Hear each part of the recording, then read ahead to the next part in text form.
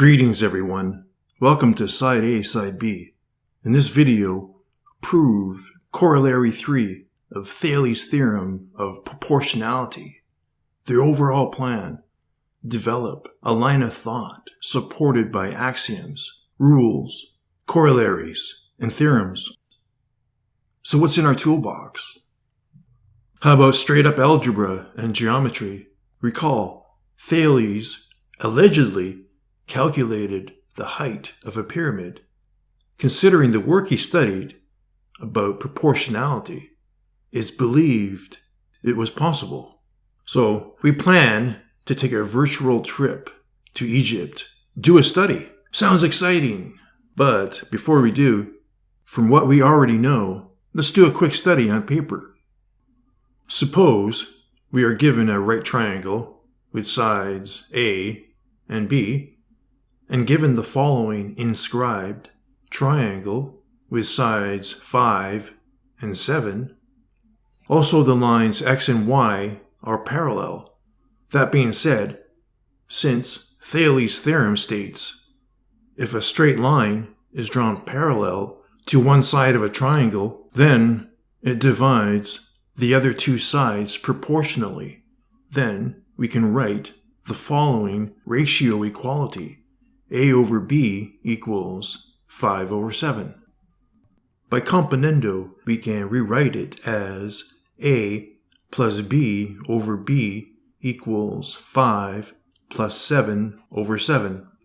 We cross multiply, and skipping some steps, like in a previous video, just rewrite each side.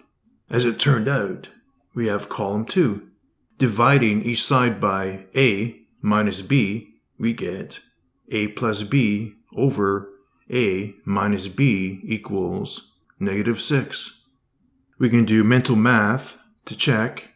12 over -2 equals -6. Checks out, nice. In column 3, then we can find two sample values of A and B. If we times the numerator 5 and the denominator 7 by 4, we get 48 over -8 equals -6. Checks. If we times the numerator and the denominator by 5, we get 60 over -10 equals -6 all day long. Consequently, book the trip, as it were, where theory and application meet. Let's begin. Welcome back, everyone. Since we have lots of time before we arrive in Egypt, let's prove Corollary III of Thales' Theorem. We want to prove the triple equality in the white box. AP over AB equals PQ over BC equals AQ over AC. So Corollary III will essentially unify the entire theorem.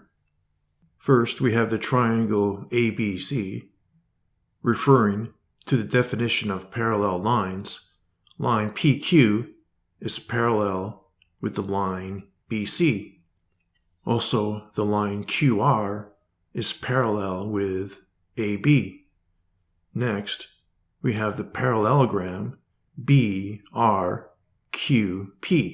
referring to the definition of a parallelogram. All we need to clarify is line PB and line QR are equal, and the line BR and PQ are equal.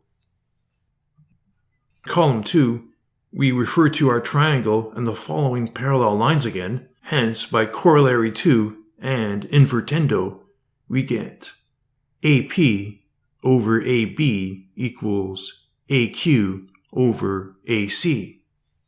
We list it, then come back to it later. In column 2, we refer to our triangle and the following parallel lines again. Hence, by Corollary I and invertendo, we get BR over BC equals AQ over AC. We list that and then come back to it very shortly. We're almost done. if we let A equal AP over AB and B equal the following, since the opposite sides of a parallelogram equal each other, we have BR equals PQ. Then we let C equal PQ over BC. Since A equals B and B equals C, by the transitive property, A must also equal C, because the triple equality in the white box matches with the other white box. We are done. Nice. Now Corollary 3 essentially unifies the theorem we can restate. If a straight line is drawn parallel to one side of a triangle, then it divides the other two sides proportionally in its full context. Arriving in Egypt. Take a look. What's more prominent, the pyramids or the shadows? We're going to be taking it all in pretty soon. After settling in and making a plan, we're ready to do a virtual field study. Referring to our study at the beginning, the plan will find the knowns to solve for the unknown. The first step outlines the objects and details.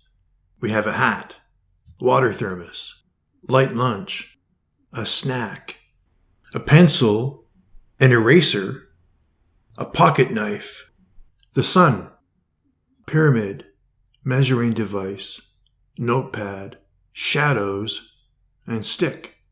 The details, or the knowns, are as follows. Base B of the pyramid, H2 is the height of the stick and the lengths of the shadows. Here's how we could have measured the shadow of the stick.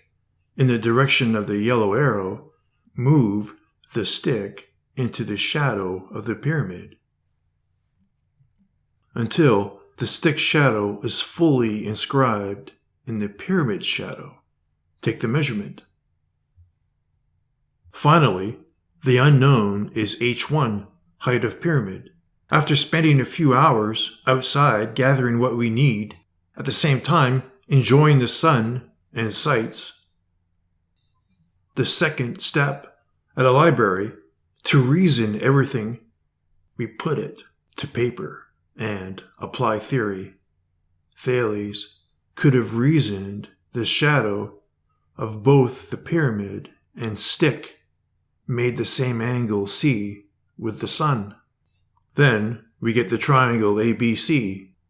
Next, we can inscribe a smaller triangle with H2 parallel with H1. See that? In step 3, knowing what we know, we can move the inscribed triangle in the direction of the yellow arrow as follows, so that H2 now equals the line QB. Take a look. Now we have the line QR parallel with the line AC, essentially an imaginary hypotenuse. Then, recalling Thales' theorem, we can reason triangle ABC is similar to triangle QBR. Does that make sense? If so, by Corollary 2 and 3, we can set up the following formula. AB over QB equals CB over RB.